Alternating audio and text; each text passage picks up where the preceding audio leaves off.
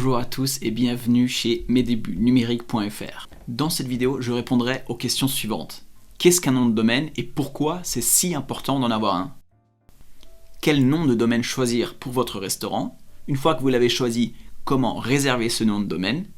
Ensuite, une fois que vous avez votre nom de domaine, comment le lier à votre site internet pour que les visiteurs puissent accéder à votre site en tapant par exemple monrestogastro.fr et que le site s'ouvre. Tout ça dans cette vidéo. Et c'est parti.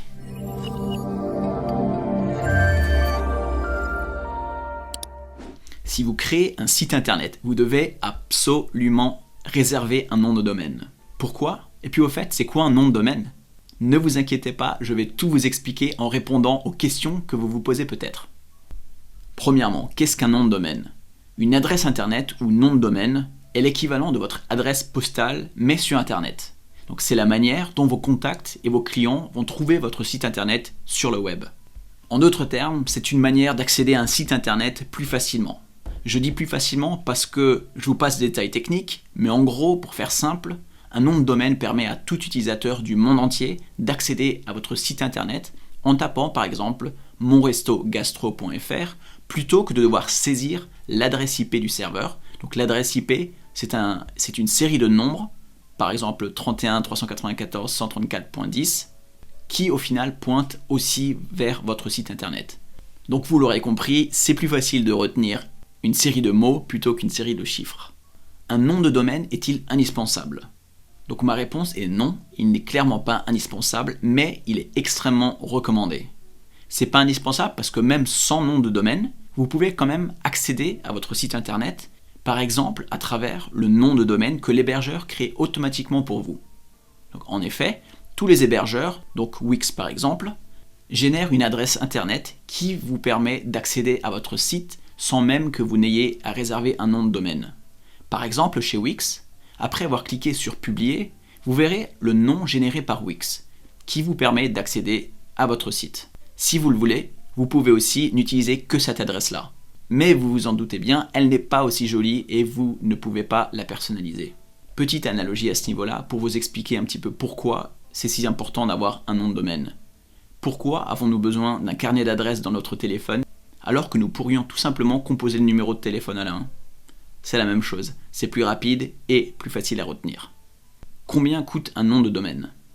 Alors ce que vous devez savoir, c'est que vous n'achetez pas un nom de domaine, mais vous le louez. En effet, vous le louez pour au minimum 1 an. Parfois, vous pouvez directement réserver pour 2 ou 3 ans, mais la durée minimale est 1 an.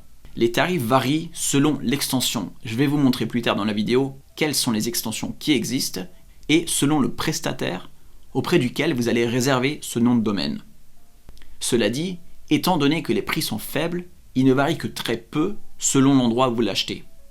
Par exemple, pour donner un cas concret, chez Wix, un site en .fr coûte moins de 25 € par an. Quatrièmement, est-il possible d'avoir gratuitement un nom de domaine? Pas directement, mais par contre, parfois quand vous souscrivez à un hébergement payant, l'hébergeur décide de vous offrir un nom de domaine gratuitement pendant 1 an. C'est notamment le cas chez Wix. Continuez à regarder cette vidéo et je vais vous montrer concrètement comment faire. Et comme vous l'avez vu tout à l'heure, après 1 an gratuit, ce n'est pas très cher d'étendre pour 1 ou 2 ans supplémentaires. Cinquièmement, dois-je acheter un nom de domaine dès le début? Non. Comme on l'a vu tout à l'heure, le nom de domaine ne sert qu'à rendre votre site internet accessible plus facilement. Si vous travaillez sur votre site et que vous ne comptez pas encore le publier, alors inutile d'acheter le nom de domaine tout de suite. Comme on l'a vu tout à l'heure, chez Wix par exemple, vous trouvez alors l'adresse internet provisoire que Wix génère automatiquement pour vous, dont vous pouvez vous servir pour vous-même accéder au site ou même pour le partager avec quiconque. Petite précision supplémentaire. Après avoir publié votre site, ou alors après avoir réservé un nouveau nom de domaine, cela ne veut pas nécessairement dire que votre site sera alors visible dans les résultats Google. En effet, même si votre site est accessible par tout le monde, encore faut-il que Google en connaisse son existence. Dans le cas de votre restaurant, par exemple, on pourrait comparer cela à un nouveau plat que vous auriez créé et qui serait disponible par vos clients. Si un visiteur de votre restaurant demande ce plat, vous lui servez. Par contre, Étant donné que vous ne l'avez toujours pas ajouté à votre menu, les personnes qui ne sont pas au courant de ce plat ne pourront évidemment pas le choisir. Pareil pour votre site internet. Même s'il est publié et donc disponible pour les personnes qui en connaissent l'adresse internet ou le nom de domaine, mais si vous n'en informez personne, personne ne va s'y rendre. Les gens ne vont pas taper de manière aléatoire des noms de domaine en espérant qu'un site se cache derrière. Donc vous vous demandez peut-être comment en informer Google. Alors il existe un certain nombre de techniques pour informer notamment Google de l'existence de votre site. Si vous voulez savoir comment faire, alors rendez-vous sur mesdebutnumériques.fr/restaurant et je vous expliquerai toutes ces techniques. Maintenant que vous savez ce qu'est un nom de domaine et à quoi ça sert, peut-être que vous vous posez la question, comment choisir mon nom de domaine? Alors là, vous avez énormément de possibilités, mais il existe un certain nombre de bonnes pratiques que j'aimerais vous présenter. Évitez d'utiliser trop de traits d'union, de nombres et de caractères spéciaux. Même si les caractères spéciaux sont autorisés dans les noms de domaine depuis 2012, ils sont loin d'être répandus et donc ne sont pas forcément conseillés. De même, le fait d'ajouter à votre nom de domaine trop de mots-clés séparés par des traits d'union le rend plus difficile à épeler. Un exemple à ne pas suivre serait mon-resto-gastro-a-lyon.fr.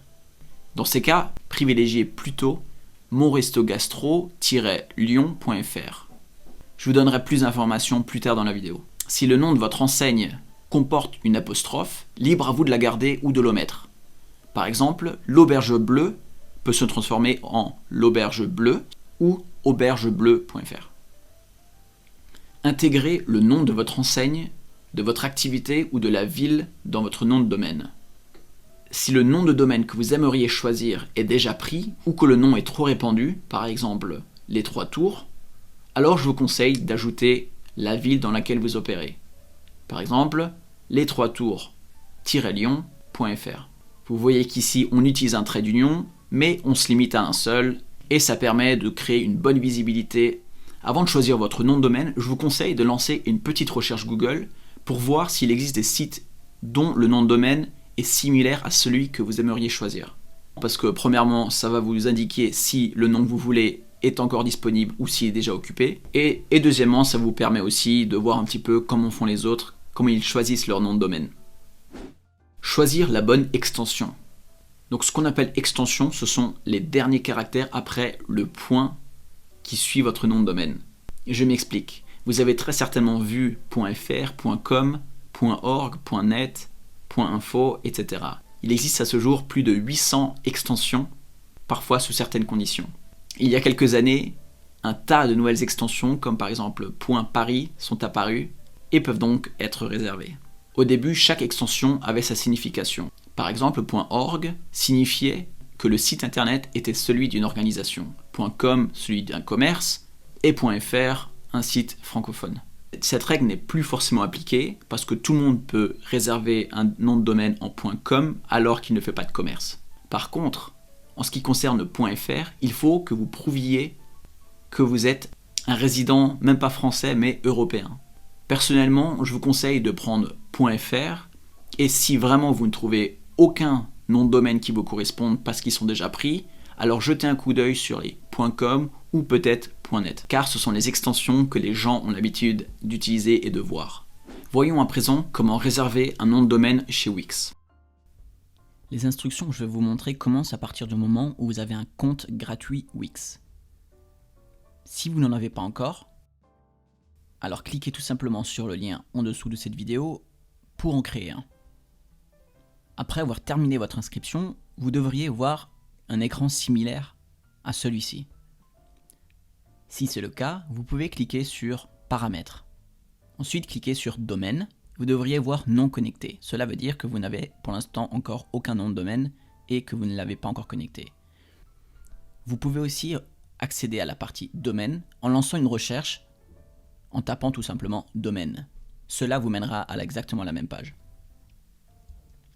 À partir de là, 2 choix s'offrent à vous. Soit vous pouvez connecter un domaine qui vous appartient déjà. Donc par exemple, si vous l'avez acheté ailleurs ou sur un autre compte Wix, vous pouvez le lier à ce compte-là, afin d'ensuite le lier à un site qui est hébergé sous ce compte Wix. Sinon, si vous n'avez pas encore de nom de domaine, alors cliquez sur Acheter un nouveau nom de domaine. À partir de là, il vous sera demandé de sélectionner le nom de domaine que vous aimeriez réserver. Comme on l'a vu tout à l'heure, il est possible que le nom de domaine ne soit pas disponible. Dans ces cas-là, réitérez votre recherche en ajoutant par exemple des mots-clés ou en changeant l'extension. Cliquez ensuite sur le bouton. Vous voyez que dans mon cas, le nom de domaine que je cherche à réserver est disponible. Je peux donc passer à l'étape suivante, en recliquant sur Obtenir. Il vous sera alors proposé de réserver uniquement le nom de domaine ou alors de mettre à jour votre compte en passant à une version payante, dans quel cas le nom de domaine vous sera offert pendant 1 an. Donc cette décision est quand même assez importante parce qu'elle décidera de votre facture annuelle.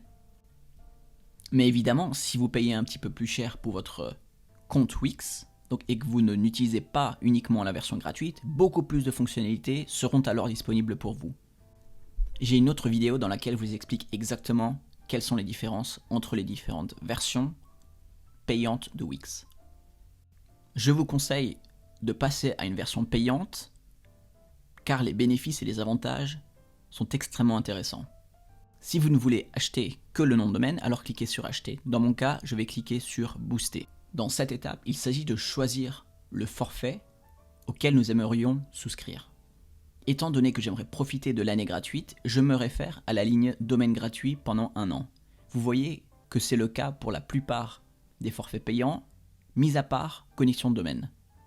Dans cet exemple, je vais alors choisir le forfait le moins cher qui propose quand même 1 an gratuit. Il s'agit de la formule basique. Ensuite, vous pourrez choisir comment vous souhaitez régler ce forfait. Soit vous effectuez des paiements mensuels. Dans ce cas-là, par contre, il est important de savoir que le nom de domaine ne vous sera pas offert. Pourquoi? Tout simplement parce que si vous payez par mois et que vous décidez d'arrêter après 1 mois, il n'est pas possible qu'il vous offre le nom de domaine pendant 1 an. Je vais donc choisir annuel. En choisissant la version annuelle, vous économisez de l'argent par rapport au paiement mensuel. Pareil si vous optez directement pour 2 ans. Cliquez sur Continuer vers le paiement. Vous voyez alors un récapitulatif des prix qui vous attendent.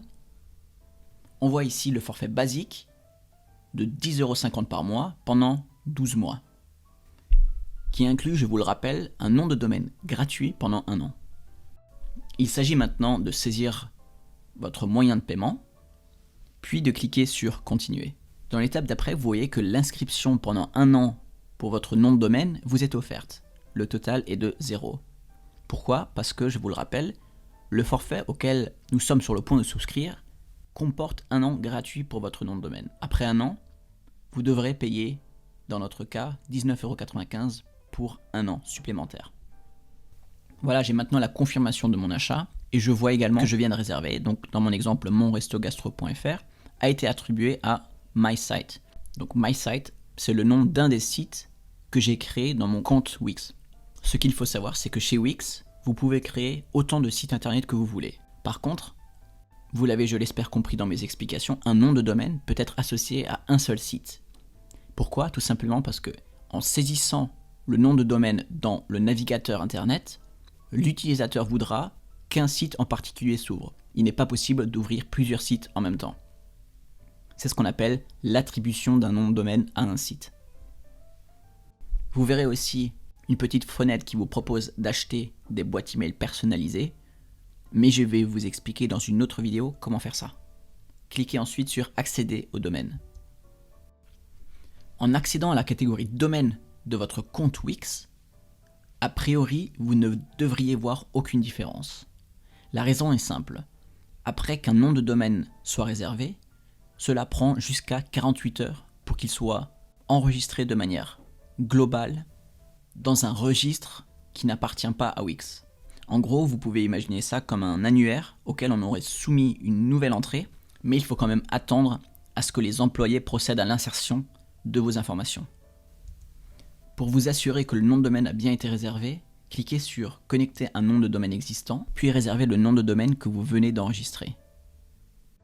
Vous verrez alors une indication qui vous précise que le nom de domaine sera bientôt effectif et que vous recevrez un email dès que ce sera le cas. Après 48 heures tout au plus, vous devriez pouvoir accéder à votre nom de domaine. Pour ce faire, cherchez domaine dans le champ de recherche et cliquez sur mes domaines.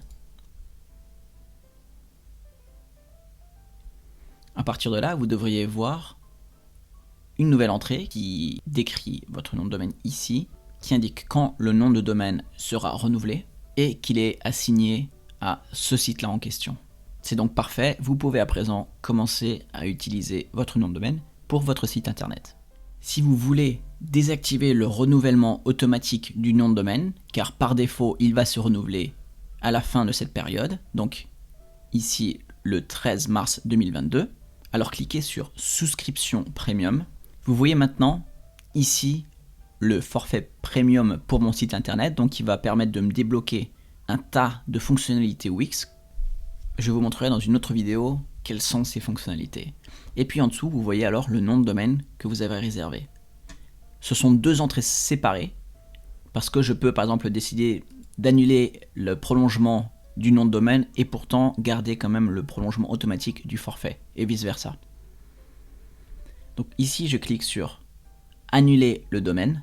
Ici, on m'indique que pour l'instant, le nom de domaine se renouvelle automatiquement, mais si je veux quand même l'annuler, je clique sur annuler renouvellement automatique et il m'indique que le nom de domaine expirera pas tout de suite, mais à la fin de la période d'1 an. Donc si vous savez d'emblée que le nom de domaine ne vous convient pas, vous pouvez alors annuler le nom de domaine et en réserver un autre si vous le voulez. Alors il est important de savoir qu'il n'est pas possible de changer votre nom de domaine. Vous ne pouvez pas le rendre et être remboursé. Mais comme on l'a vu tout à l'heure, vous réservez un nom de domaine pour au moins 1 an, parfois même plus, et vous ne pouvez pas annuler cette location, étant donné que ce nom de domaine est bloqué pendant cette période-là. Par contre, ce que vous pouvez faire, c'est si votre nom de domaine ne vous convient pas, c'est tout simplement d'en acheter un autre et de l'associer à votre site internet. Si vous faites ça, assurez-vous simplement que l'ancien nom de domaine qui ne vous convient plus n'est pas renouvelé automatiquement.